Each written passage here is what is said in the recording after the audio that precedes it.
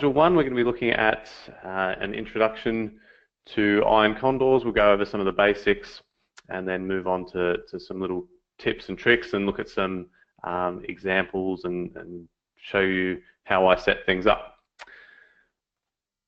Okay, but firstly, just a quick disclaimer that anything contained in today's presentation is for educational purposes only.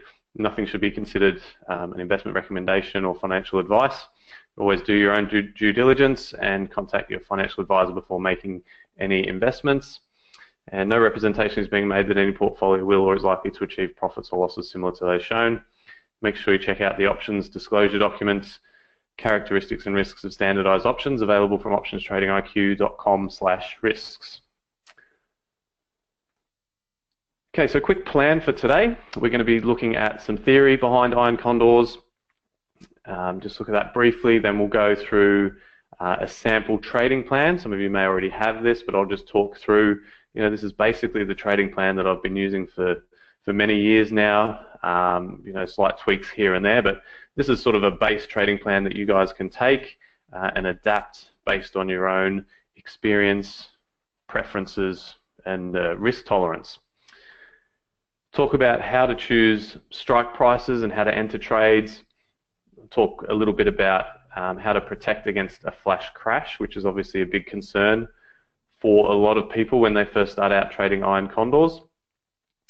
Interestingly enough, most people are worried about the downside, and from my experience, where most people get into trouble is actually on the upside, with markets tending to rally in the long run.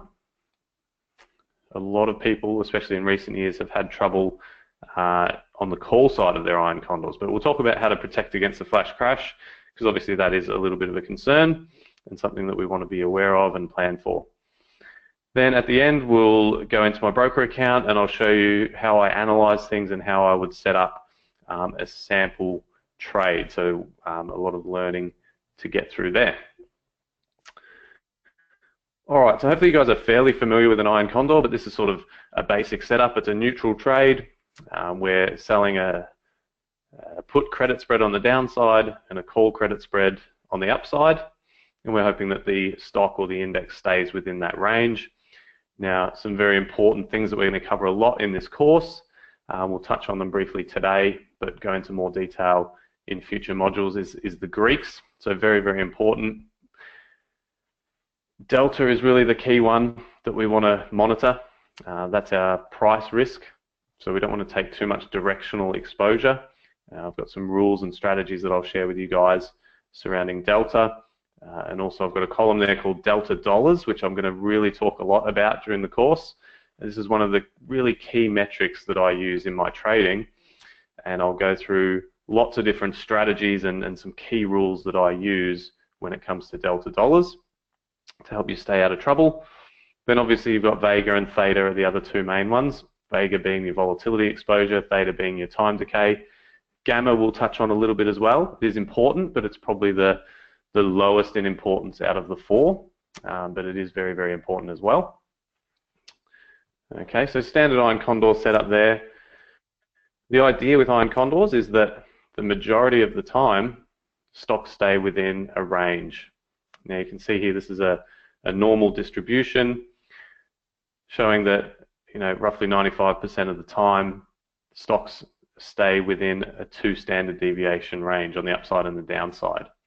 Now we do have things in financial markets called fat tails. So the distribution of returns isn't exactly normally distributed. It's not a standard sort of bell curve, you can call it. There is these things called fat tails where you might occasionally get those 3-4 standard deviation moves. So we do need to be aware of that and plan for those as well, as we'll talk about. But the general idea here is that most of the time over the course of a trade, stocks are going to stay within a particular range. Okay, and if we do enough repetitions of these trades, yes, some of them we're going to lose on, but over time the probability is going to play out in our favor. And especially if we can manage some of those trades and learn strategies around adjustments and managing positions as they move against us, we can increase our odds of success even further.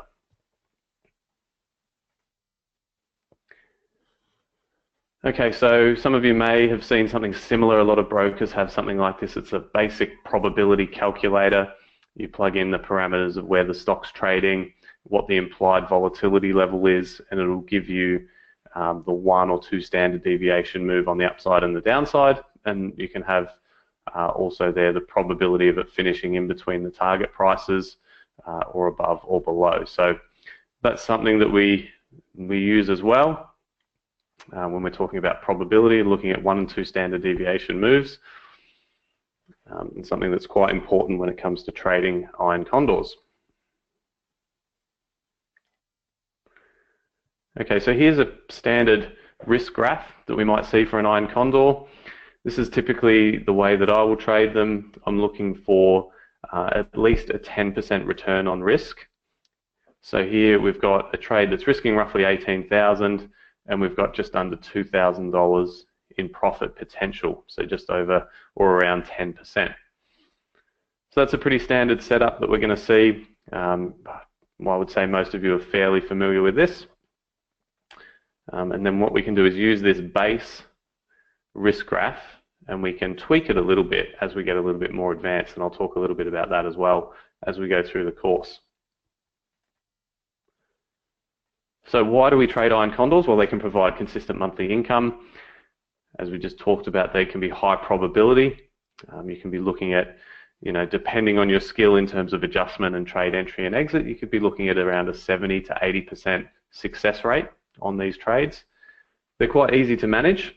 So I'll share with you strategies as well that makes trading iron condors even easier to manage. I'm based in Australia, which causes some issues in terms of time zone. Okay, so at the moment in the winter months for me, the markets are open 11:30 p.m. till 6 a.m. So it's just not feasible for me to be sat in front of a screen all night trading. So the way I trade is very low maintenance. I might have a 30-day or a 45-day trade on, and I might only have to adjust it once or maybe twice in that 40-day period. So it's not like I'm trading every day. It's certainly not day trading. Very, very easy to manage, and also quite low stress as well once we have all our rules in place. And it just becomes second nature once you have these rules locked away in your head in terms of deltas and delta dollars. Very, very simple trade rules that we can use that help take the stress out of things.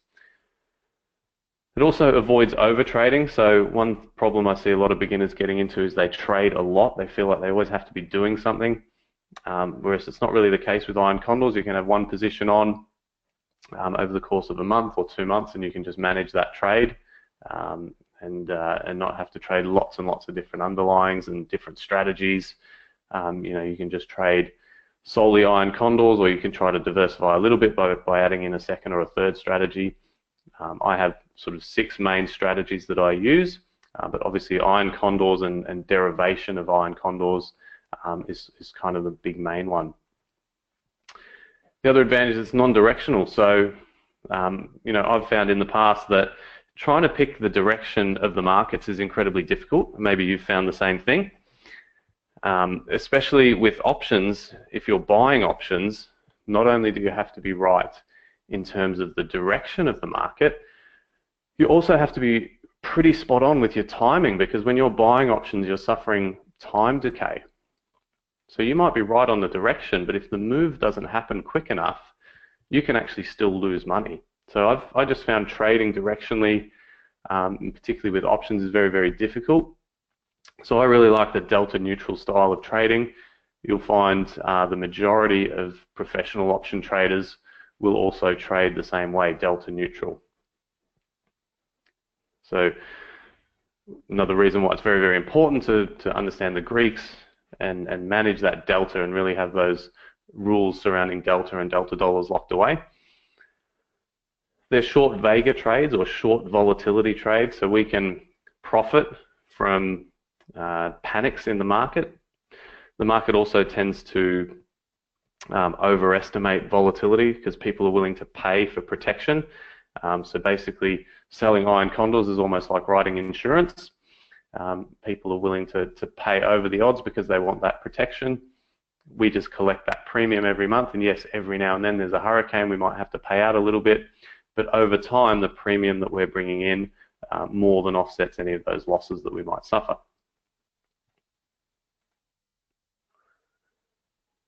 Okay, so as I said, sample trading plan that I've been using for a number of years now, just slight tweaks here and there, but basically we've got objectives of sort of 15 to 25% a year. I know there's a lot of people out there who will spout 5% a month, 10% a month.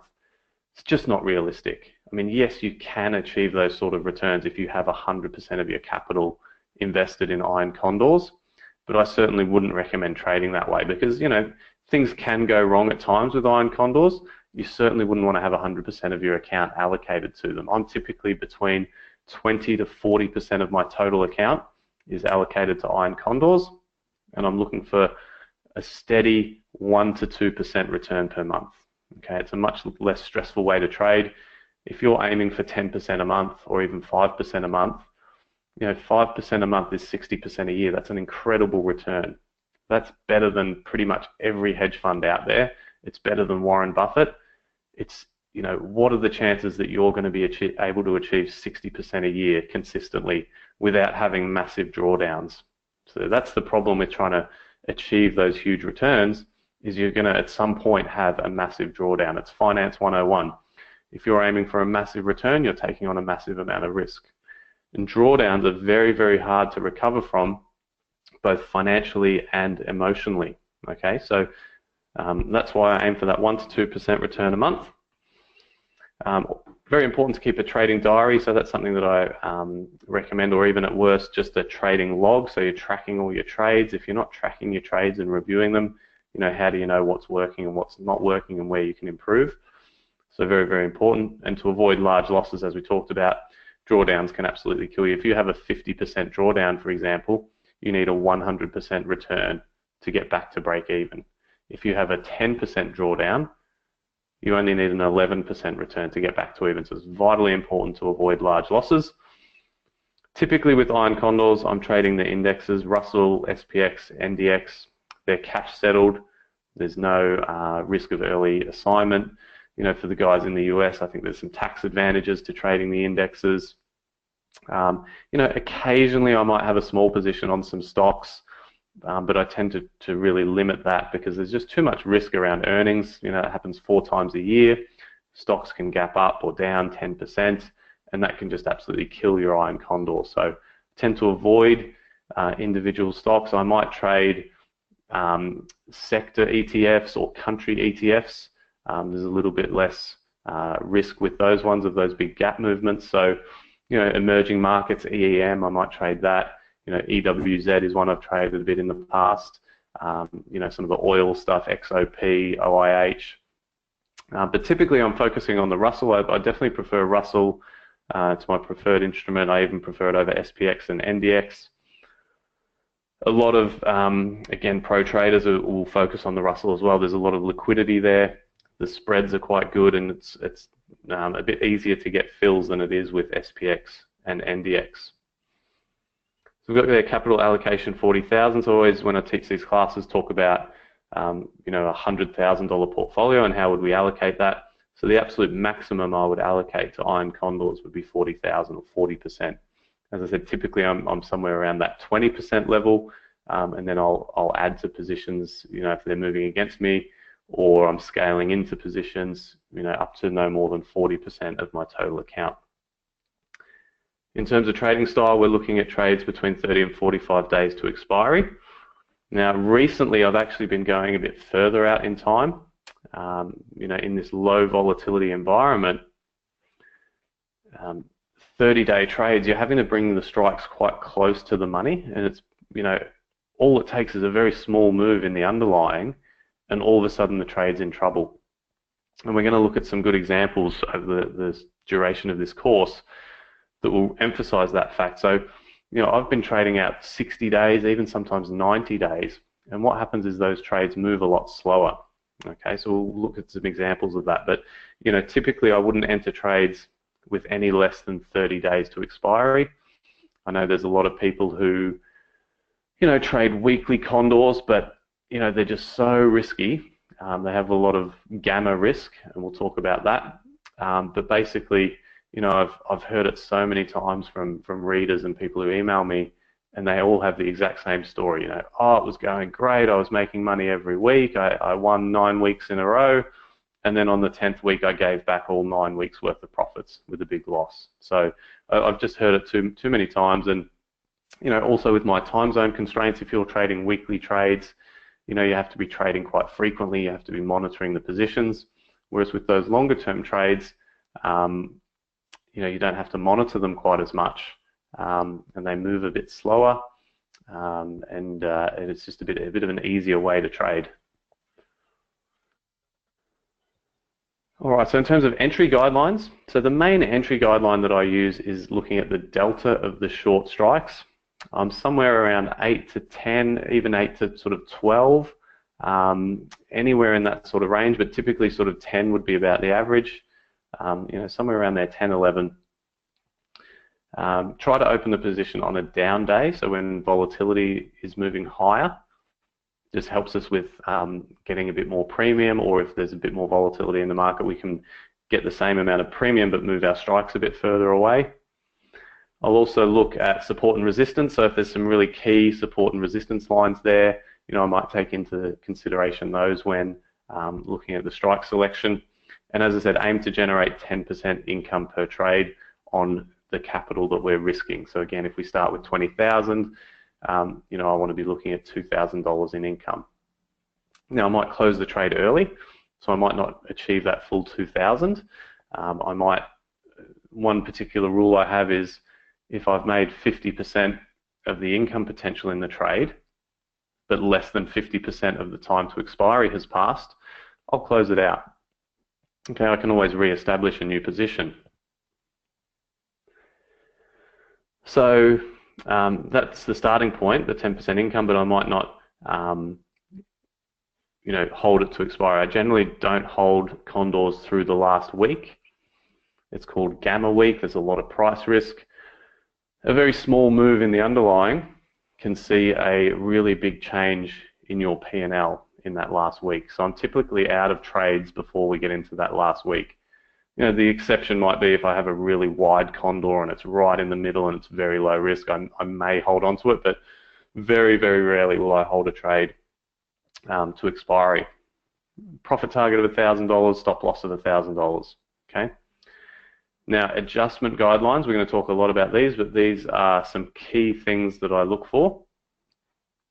So I've got 4 points here, okay? So the way I look at things is if one of these 4 points gets hit, I might not adjust the trade. I might say, okay, it's starting to, get into a bit of trouble. I need to start thinking about adjusting, but, I'm okay because the other 3 rules haven't been hit yet.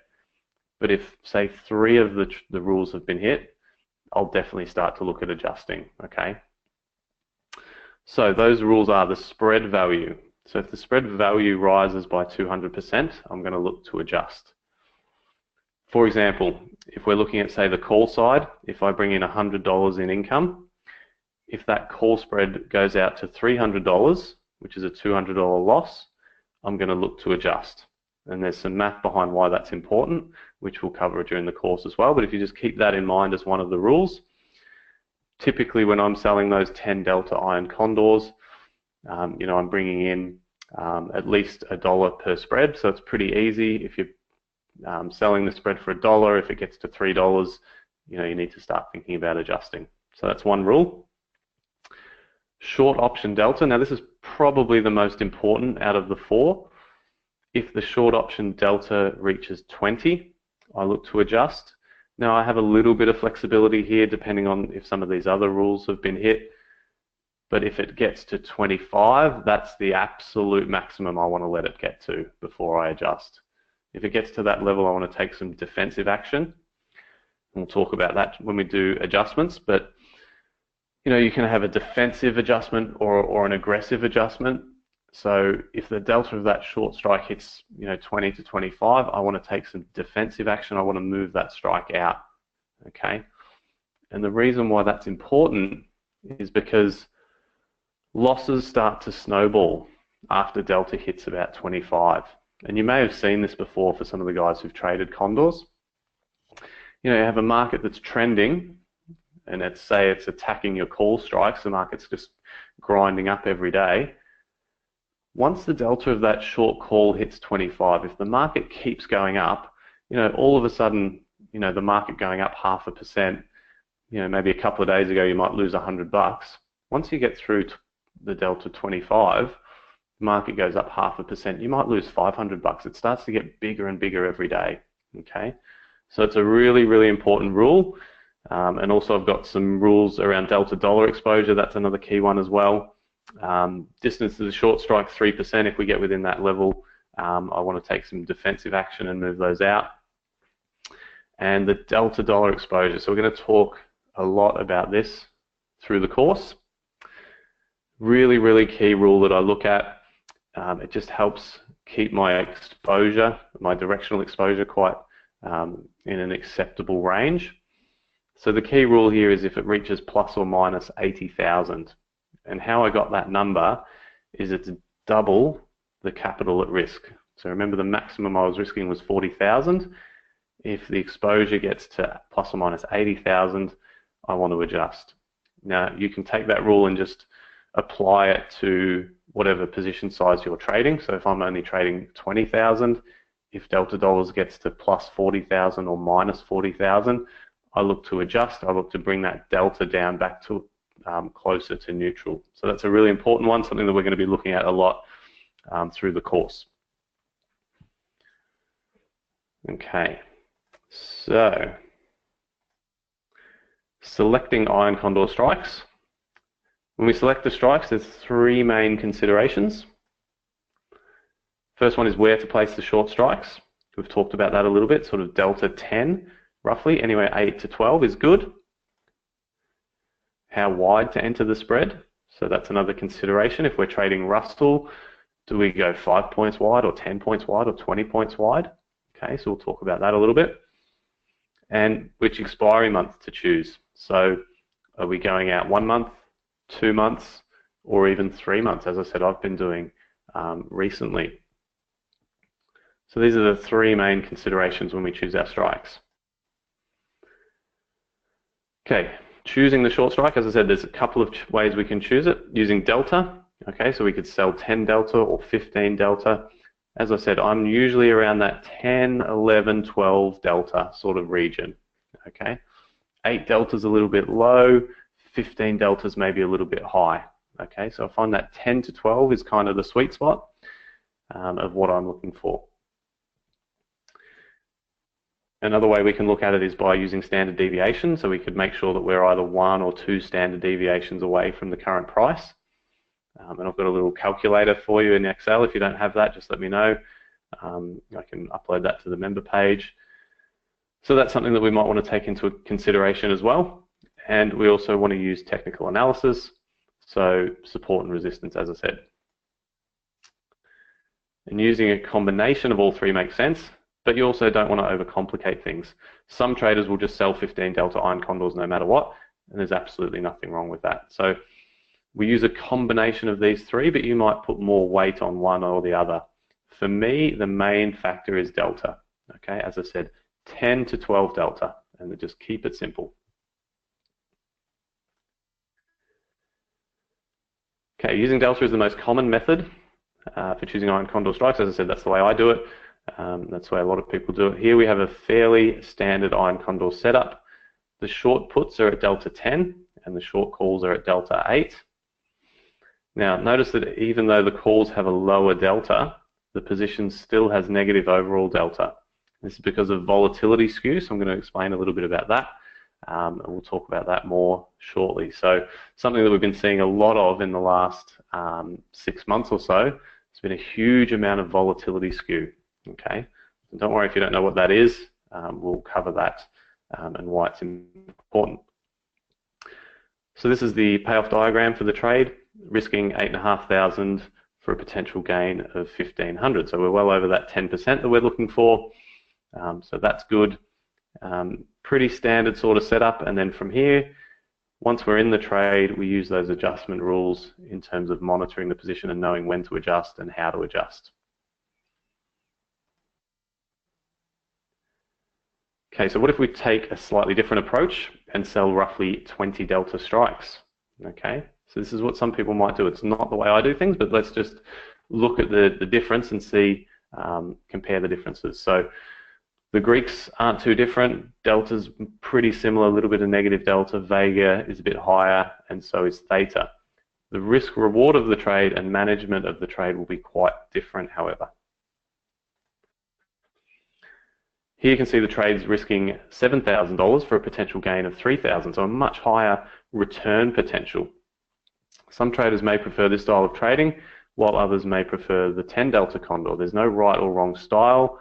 Try a few different ideas and see what works for you. As I said, I like the 10 to 12 deltas and at least 10% income in the trade. This one, it's a much higher return potential, but again, Finance 101, if we're looking for a higher return potential, we've got more risk, okay? And we might have to, we're going to have much different rules in terms of managing the trade. We're starting at delta 20 that we're selling, so our rule about when we adjust is going to be much different, okay? Because we're not going to adjust it straight away. Per our trading plan, the base trading plan, we're adjusting when we get to delta 20, whereas this one's starting at delta 20.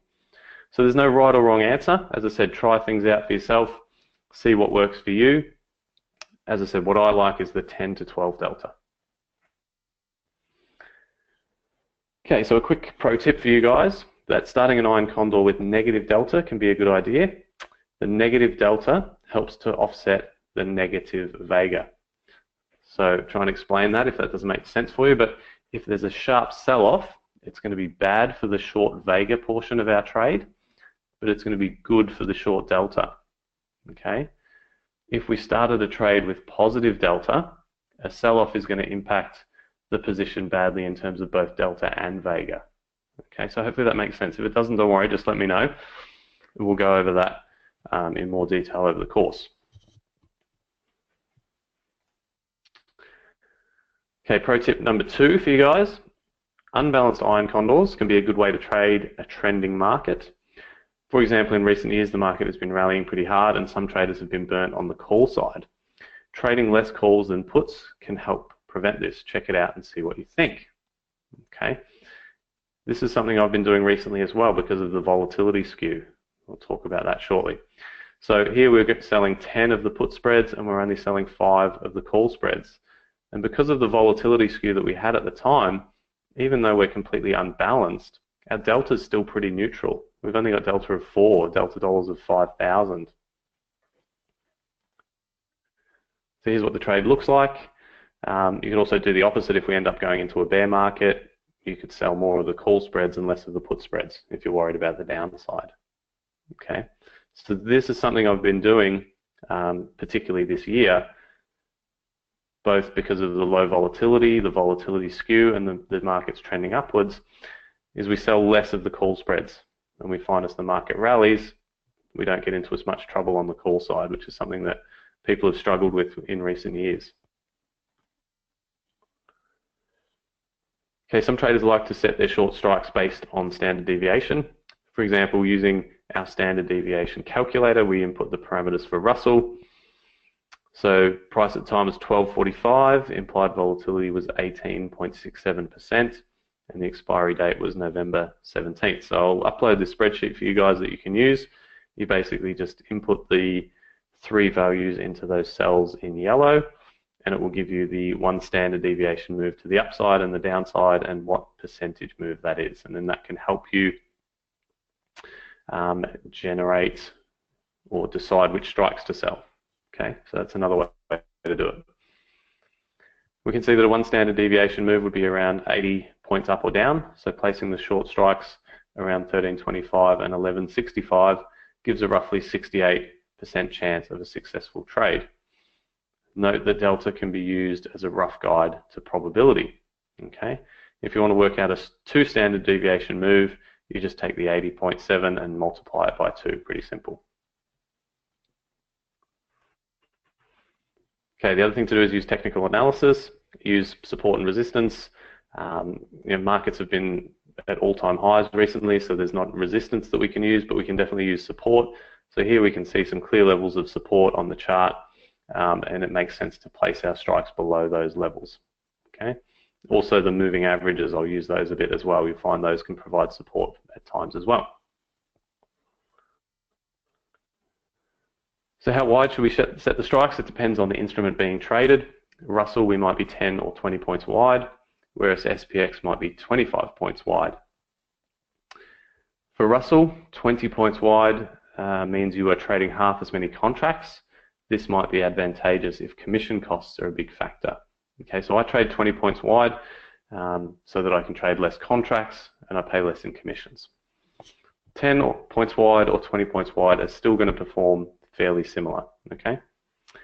However, when the trade gets close to expiry, the bought options being 20 points away will provide less protection if the stock or index starts moving close to your short strike. So the main place where it starts to make a difference is when you get close to expiry.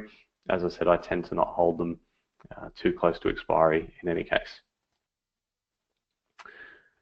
All right, how many days to expiry? As I said, most common type of iron condor is a monthly trade, around 30 days to expiry. Some people prefer to trade 60-day condors, and some people swear by weekly condors.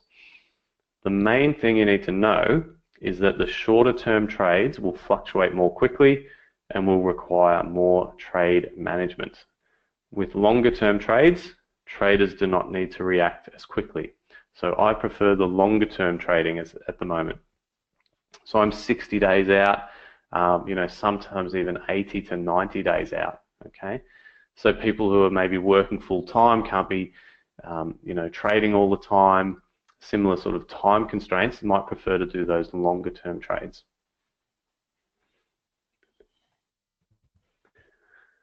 Okay, so here's a weekly condor sample. So I've got here the ratios look good. So another thing that I look at is the ratio of delta to theta. Okay, so here we've got delta of -21 and theta of 200. Okay, so that's 10%. If we take delta divided by theta, gives us 10%. Now that's quite good. That's a good ratio that I like to use. It just means that our directional exposure isn't very high in relation to theta. Okay, when it gets above 30%, that's when I look to start to adjust, because delta is starting to drive the portfolio or the position rather than theta, whereas at the moment, theta is the big driver. Vega to theta is also something I look at. Here's a 1-to-1 ratio. That's also really good. So the ratios look really good with this trade, but don't let that fool you, because it's actually still a very, very risky trade.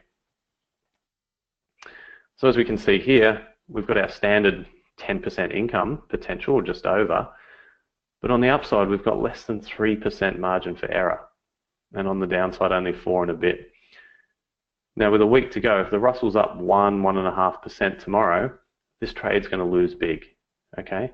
So that's why I don't like weekly condors. It doesn't take much of a move in the underlying to start seeing big losses.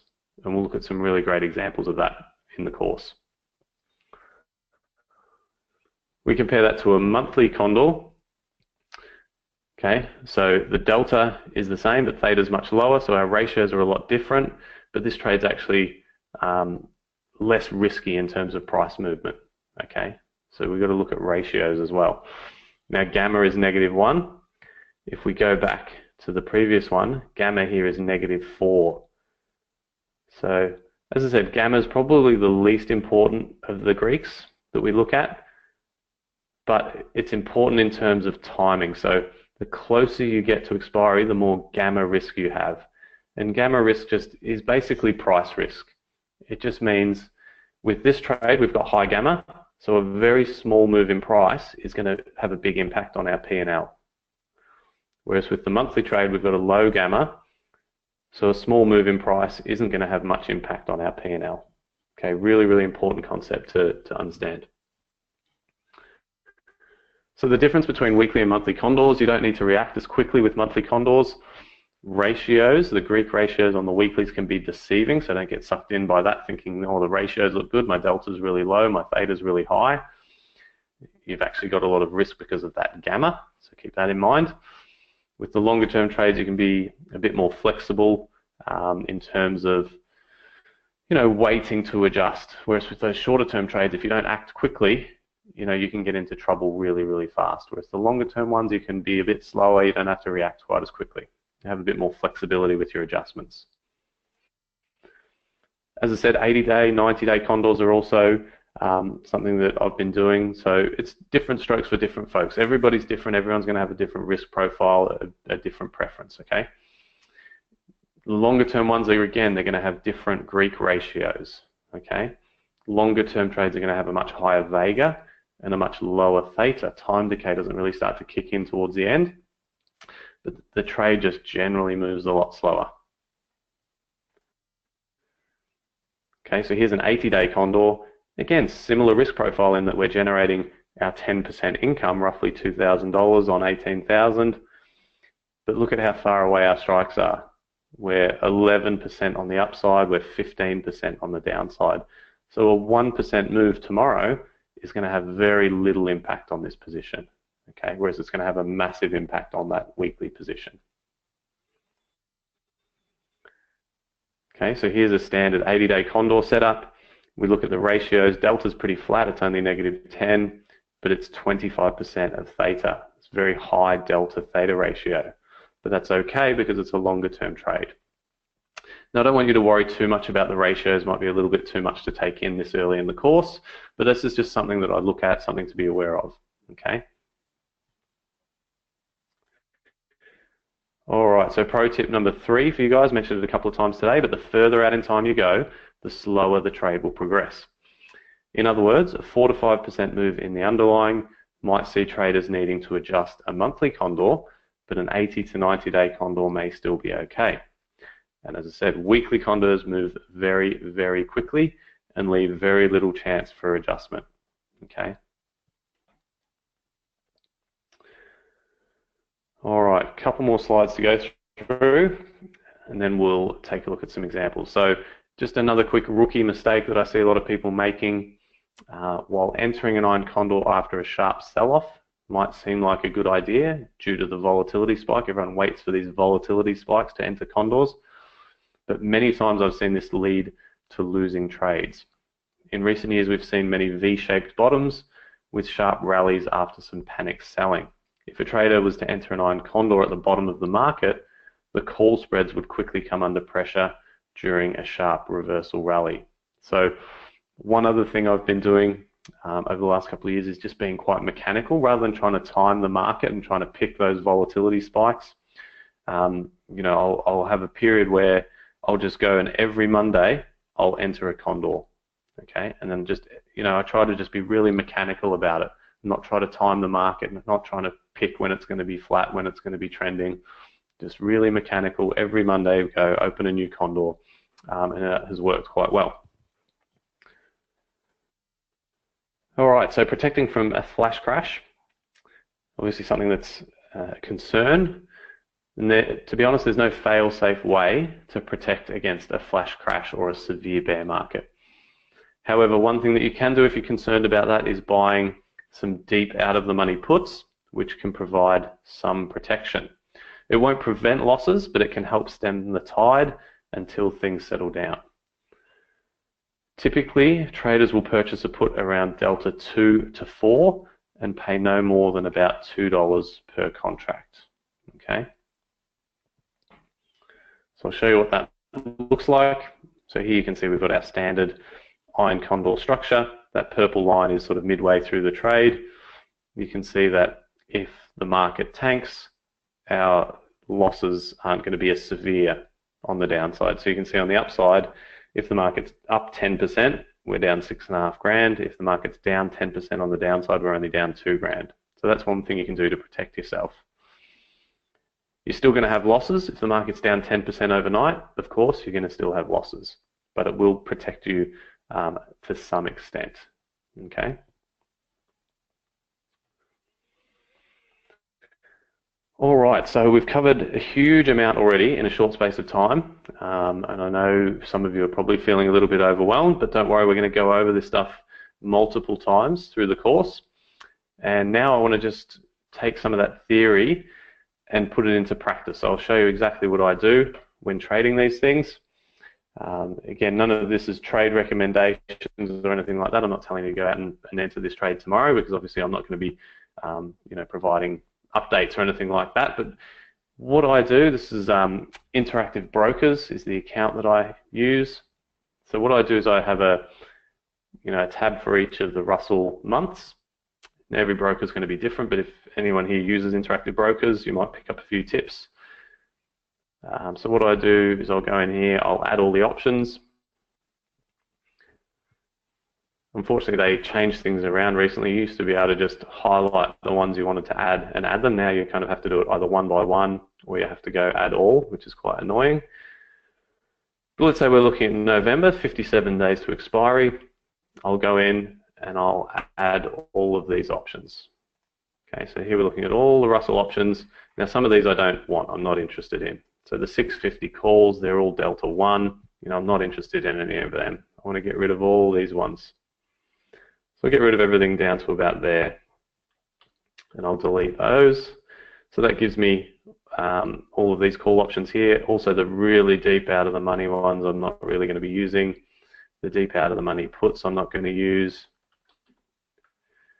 Then I'll just put a couple of line breaks in there to separate out the puts and the calls.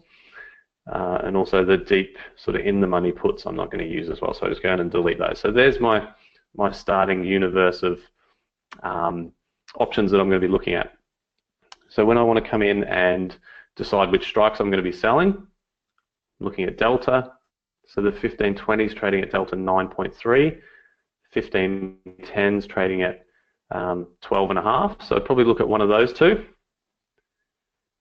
Okay, and then what I'll do is I'll add those into Risk Navigator and I'll analyze things. And we'll talk a little bit about volatility skew as well. Look at the implied volatility here on the calls, 10%. Whereas if we go to, say, the 10 delta put, 18%, almost double. So there's a lot of volatility skew at the moment. People are willing to pay a lot more for puts than they are for calls. People want protection because the market's been rallying for so long. They're worried about a drawdown. So that affects our Iron Condor setup, and I'll show you that in a second. So probably look at 1510 or 1520 on the call side, and on the put side, delta 1011 here, so 1320 or 1330. Okay. Then I'll go into Risk Navigator, and I'll plug those in. So, if you're using Thinkorswim or any other broker, you'll probably have similar functionality that you can use. I think there's in Thinkorswim the Analyze tab, I think it's called. If you need any help with that, I can point you in the direction of some videos and stuff like that. But anyone using Interactive Brokers, Risk Navigator is something that I use all the time.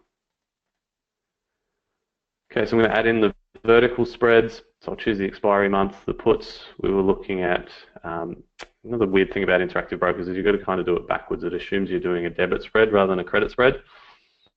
So I'm going to say I'm buying these ones, either of those two. I typically go 20 points wide, and you can do 10 points if you wanted to. Okay, so I want to do the 1320, 1300, and the 1330, 3010. I'm going to just bring in both of those spreads and compare, and then decide which one I want to use. And then on the call side, we were looking at 1510 and 1520, which would make the outer wing 1530 or 1540. So choose that one and that one. Okay, so little pop-up tells you if we're selling one bull spread, we're selling the 1520, 1540, so that's what we want to do, but that pops up every time. All right, now from here, so I'll just get rid of all those. Now we'll try the 12 delta puts first. So let's say we sell 10 of those, we buy 10 of those, and we'll try the 12 delta calls as well, and I'll show you what I mean by volatility skew. Okay, so we can get rid of that column. So here, we're selling the 12 deltas here, and we're selling the 12 deltas here. So you'd think we should be delta neutral. but we're massively not delta neutral. We've got 42,000 negative in delta dollars, okay? Negative 30 delta. And it's because of this volatility skew, okay? So we go out 20 points. This is only delta 7, whereas with this one we go down 20 points and it's 9.5. So what I've been doing, if I wanted to do a trade like this, is I'll end up having to do an unbalanced Condor, and I might do maybe 6 of these. 6 of the call spreads gets me to a little bit more of a reasonable delta. And then here I'll add in the expiry date, and then that shows us the graph.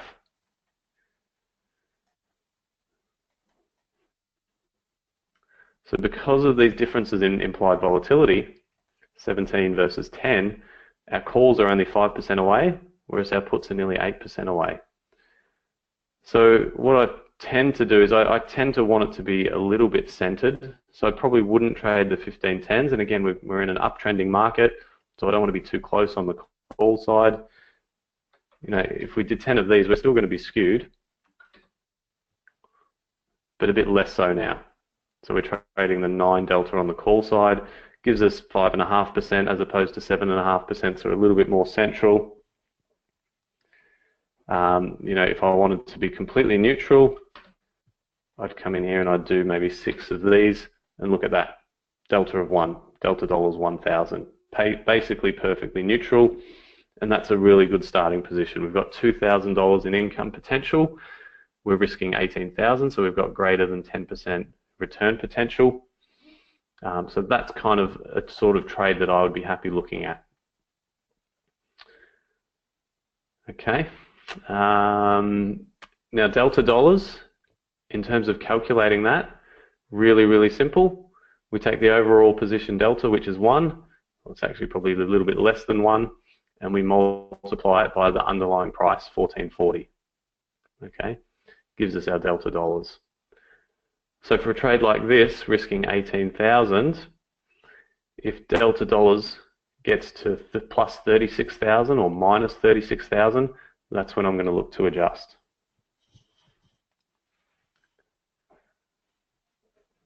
Okay.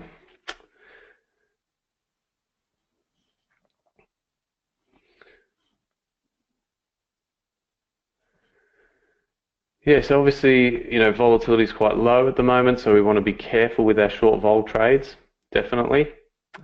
What I've been doing is trading smaller position size. We want to keep trading because it's actually been one of the best years on record for iron condors, because even though volatility has been low, so you guys know what the difference between implied volatility and historic volatility is. So implied volatility is an estimate of what volatility will be in the future, and historic volatility is what it's actually been in the past. Now, nobody knows what volatility is going to be in the future, so we estimate it. That's the great unknown when it comes to options. And that's basically what we're trading. We're trading that future volatility estimate. And the reason why this year's been such a good year for condors, even though volatility has been quite low, the actual or realized volatility has been even lower. So even though the VIX has been at, say, 10, the actual volatility movements that the S&P 500 has been around 7%. So because the realized volatility has been lower than the implied volatility, it's been a fantastic year for condors, and you'll see it in the charts. You know, it's not hard to look at a chart here of the Russell.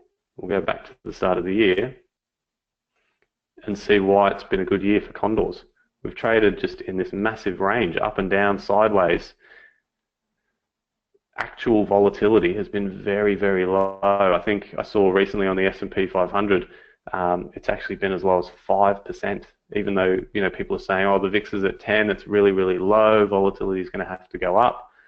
Realized volatility has actually been way lower than 10. So of course there's still risk that volatility could pick up in the future. So what I do is, you know, maybe I don't want to go in with a full position to start with. You know, maybe I don't want to do all this. Maybe I want to go, and today I'll do 5 contracts here and 3 contracts here. So we'll talk about this in one of the future modules, but basically scaling into trades or layering your trades is something that's been working really well this year for people who are a bit worried about a volatility spike. So I might go in with a position like this today. I might wait 3 or 4 days, and then I'll enter the second half of it. The worst thing that can happen to you when you trade a Condor is you put the trade on, and the very next day the market tanks. Okay, so by doing this and scaling into the position, it helps alleviate some of that risk. So if we say add in a line for tomorrow, let's say the market's down 3% tomorrow, which is a massive move considering, you know, it's a low volatility environment. Stocks aren't moving around much. This position would lose maybe $500. Okay, so not the end of the world on a $100,000 portfolio. Certainly not what we want, but you know, it's 0.5% of our portfolio. Whereas if we went in with a full position size, this would be more like 1,000. Which again, it's only 1%. It's not the end of the world, but it's certainly not what we want. We could enter this position, wait 3 or 4 days, and then enter the second half. It helps alleviate some of that risk.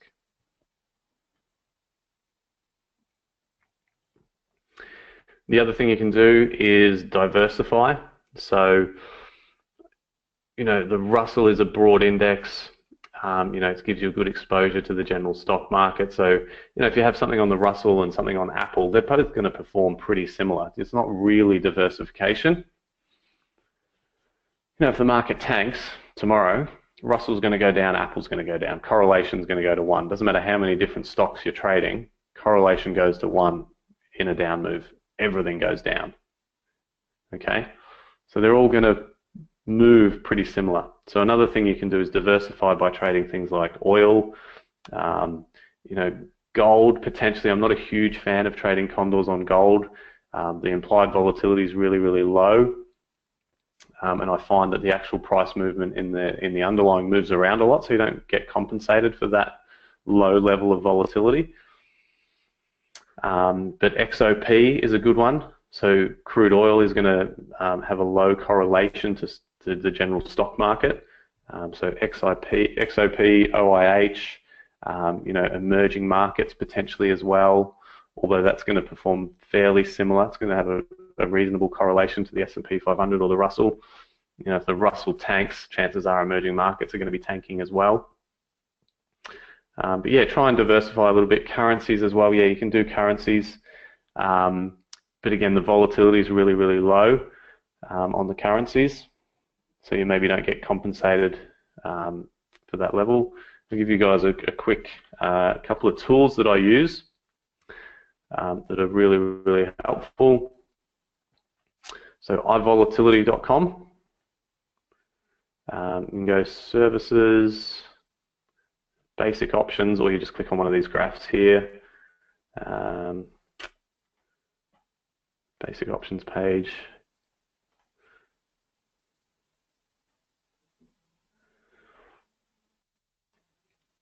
All right, so this gives you all the information you need to know about implied volatility.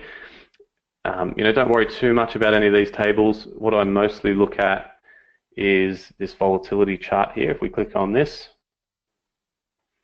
you'll see here what I'm talking about. The gold or yellow line is implied volatility for the S&P 500. So it's been quite low all year, 10, 9, 8%. But the blue line is the actual volatility. So the actual volatility has been very, very low. And you look at this period, October through to pretty much all year, other than maybe the last couple of days or couple of weeks, realized volatility has actually been lower than implied volatility. And that's why the last 12 months or so have been so good for iron condors. Because the actual volatility in the market has been very, very low, and it's been even lower than the implied volatility. Okay, so this is something I use a lot. Look at this implied volatility, very, very low right now. Then you can look at a stock like Tesla. Okay, so S&P 500 volatility is 7%. We go to a stock like Tesla. As you'll know, if you follow the stock, it moves around a lot more than the S&P 500. You know, volatility's been up here around 50%. It's currently at 35%. So what you want to look for is these volatility spikes, okay, and try and get short vol there when implied volatility is much higher than realized volatility, okay. And you'll see what I'm talking about with gold. Even though it tends to move around quite a bit, the implied volatility is quite low. Again, Condors have probably done pretty well on gold this year because it actually hasn't moved that much. Realized volatility has been much lower, but really, really low implied volatility. So yes, you can diversify by trading things like GLD and USO, XOP, but the volatility is fairly low. Going back a few months ago, I think volatility on oil was actually pretty high, so it was a good one to trade going back a couple of months. So back in sort of June, July, implied volatility was 30 to 35. It was quite a good one to be trading. Okay, so that's a really good tool for you guys. If there's any other tools that I can think of that I use throughout the course of the modules, I'll let you know.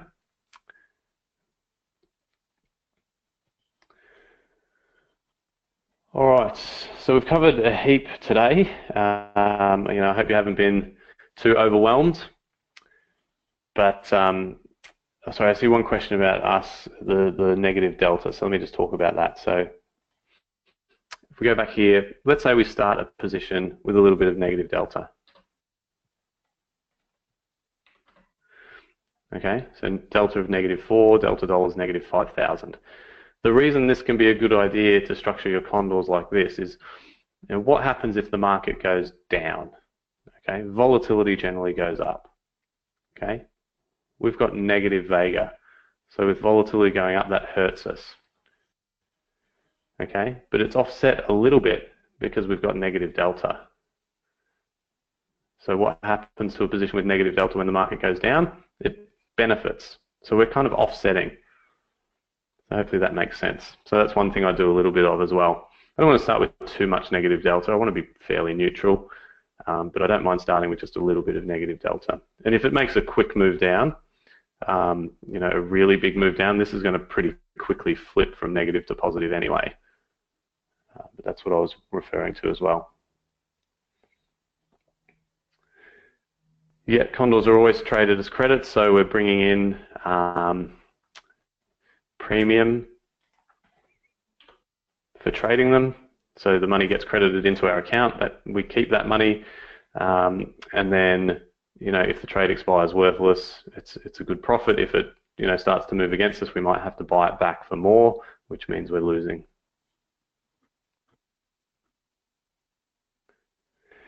Yeah, typically I'm adjusting contract size, but yeah, you could also adjust the spread width for skew as well.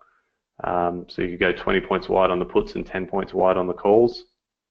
You could potentially do something like that. We can see what that looks like. I tend to do it just with the contract size.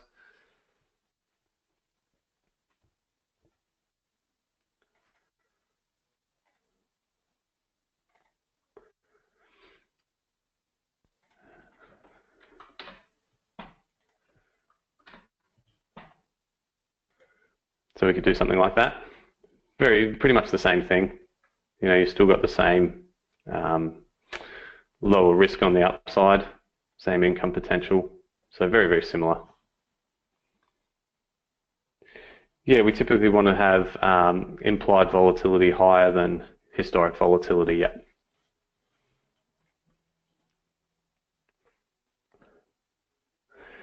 Yeah, I tend not to scale into positions too much, but you can do that.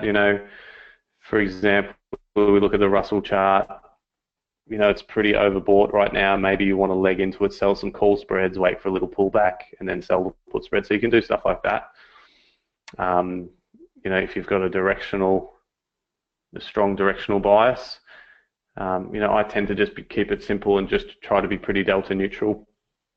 If things get really, really overbought, I might do other strategies. So I'd do like bearish butterflies or something like that, which we're not going to cover in the course. But that's how I would do things.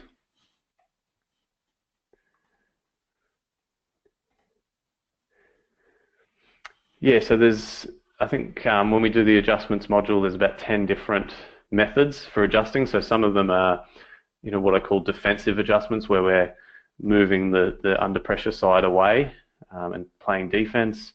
Other ones might be more aggressive ones where we're moving the unchallenged side up and bringing in more income. Others might be sort of protecting that short strike. So maybe we're getting under pressure on the call side, but we don't think the market's going to get up to that level. We might want to just protect it by placing a hedge. So yeah, we'll talk about all that. Don't really do futures options, no. Not at this stage.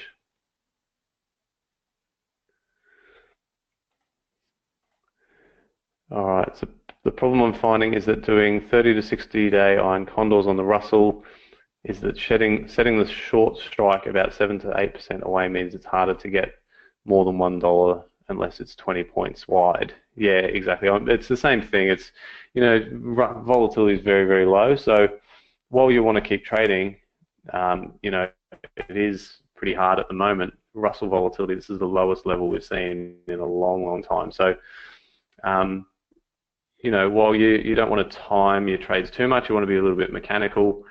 You also want to be realistic that, volatility is the lowest level we've seen pretty much forever on the Russell. You don't necessarily want to right now be going in with a lot of iron condors right now. You want to wait. You do want to try and enter on a down day when volatility spikes up a little bit. So yeah, it is definitely hard at the moment to get those credits. That's why, suggest keeping position size small, scaling into positions.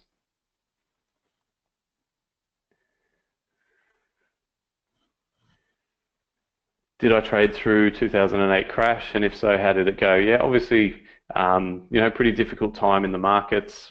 So, yeah, down year obviously in 2008, and that's going to happen. You're never going to win every trade. You're never going to win every month. You're never going to win every year. It's part of trading. But in the long run, the probability does work out in your favor. As long as you stick to it. Now, the worst thing you can do is if you have a bad run is you just quit and give up. You've really got to just keep going and get through it, and you will come out the other side of it. Okay, how wide were the XPX credit spreads on each side? So, as I said, I don't really trade SPX condors that often, but usually I'd be 25 points wide.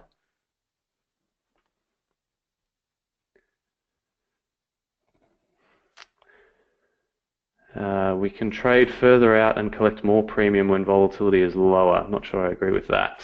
Usually when volatility is lower, you have to bring your strikes in a little bit closer. Okay, a good question here. What is the smallest account size that makes sense to use? So you probably need at least sort of 10,000 as a minimum. Okay, or further out in days, yeah, of course, yeah. So yeah, 10,000 would be sort of the minimum. And if you've got a smaller account size, so we will cover stuff like that, you do probably have to take on a little bit more risk. So, rather than only allocating 40% to condors, you might have to go a little bit higher. Maybe you have to do some naked stuff as well, to help keep the costs down. If you can't trade Russell, if you only got 10,000, you don't want to risk the entire 10,000 on this particular trade. You could trade IWM or SPY. So there's a couple of things you can do there as well.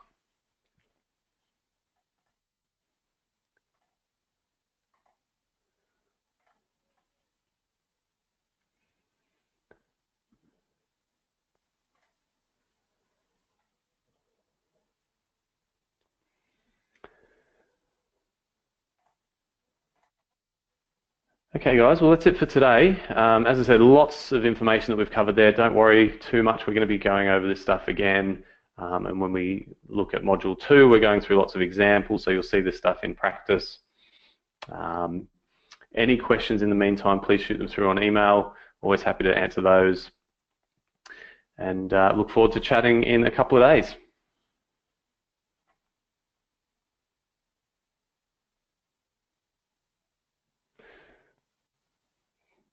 Okay, cheers everyone. Yes, today's session is recorded and will be uploaded shortly.